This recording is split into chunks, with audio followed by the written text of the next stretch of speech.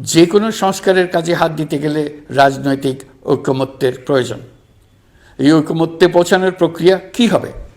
অন্তর্বর্তীকালীন সরকার এভাবে অগ্রসর হবার প্রস্তুতি নিচ্ছে। অন্তর্বর্তীকালীন সরকার প্রথম পর্যায়ে 6টি সংস্কার কমিশন গঠন করেছে। এরা শীঘ্রই চূড়ান্ত প্রতিবেদন পেশ করবে বলে আশা করি। আমরা এই 6 কমিশনের চেয়ারম্যানদের নিয়ে একটি জাতীয় ঐকমত্য গঠন কমিশন প্রতিষ্ঠা করার দিকে অগ্রসর হচ্ছি। এর কাজ হবে রাজনৈতিক দল সহ সকল পক্ষের সঙ্গে মতামত বিনিময় করে যে সমস্ত বিষয়ে ঐকমত্য স্থাপন হবে সেগুলো চিহ্নিত করা এবং বাস্তবায়নের জন্য সুপারিশ করা। যেহেতু জাতীয় ঐকমত্য প্রতিষ্ঠা করা অন্তর্বর্তীকালীন সরকারের অতি গুরুত্বপূর্ণ দায়িত্ব, তা বিবেচনা করে আমি এই কমিশনের চেয়ারম্যানের দায়িত্ব পালন করব।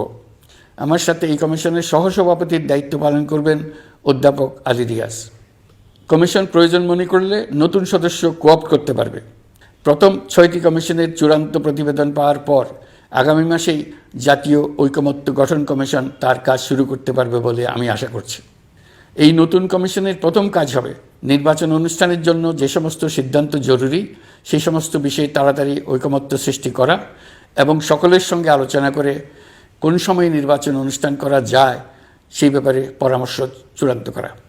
প্রিয় দেশবাসী, নির্বাচন আয়োজন ও সংস্কার ছাড়াও আপনারা আমাদের উপর অনেকগুলো দায়িত্ব দিয়েছেন। এর মধ্যে রয়েছে অর্থনীতি পুনরুদ্ধার ও মানুষের জীবনমান উন্নয়ন। ফ্যাসিবাদী সরকারের কাছ থেকে আমরা বিপর্যস্ত এক অর্থনীতি পেয়েছি।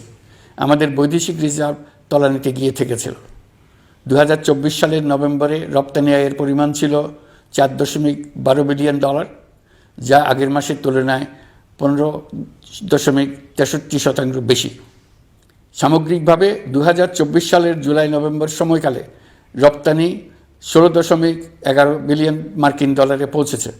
গত বছর একই সময়ে রপ্তানি আয় ছিল $14.34 বিলিয়ন। বছরের হিসাবে এই প্রান্তিকে রপ্তানি আয়ের প্রবৃদ্ধি 12.34%। বৈদেশিক মুদ্রার রিজার্ভ $19 বিলিয়ন পৌঁছেছে। এসবের মাধ্যমে আমাদের অর্থনীতি ঘুরে দাঁড়াতে শুরু করেছে। পরিস্থিতির উন্নতি হচ্ছে। গার্মেন্টস শ্রমিক ভাই বোনেরা বাংলাদেশের অর্থনীতির অন্যতম চালিকা শক্তি। তাদের বার্ষিক মজুরি 9% বাড়ানোর সিদ্ধান্ত হয়েছে। মূল্যস্ফীতির বিষয়টি বিবেচনা করে শ্রমিক ইউনিয়ন মালিক পক্ষের সঙ্গে আলোচনার ভিত্তিতে এটি নির্ধারণ করা হয়েছে। মূল্যস্ফীতি নিয়ন্ত্রণে সরকার আন্তরিকভাবে কাজ করছে। স্বীকার করতে দ্বিধা নেই, এক্ষেত্রে কাঙ্ক্ষিত সাফল্য আমরা এখনও পাইনি। তবে আমার বিশ্বাস মূল্যস্ফীতি শিগগিরই কমে আসবে।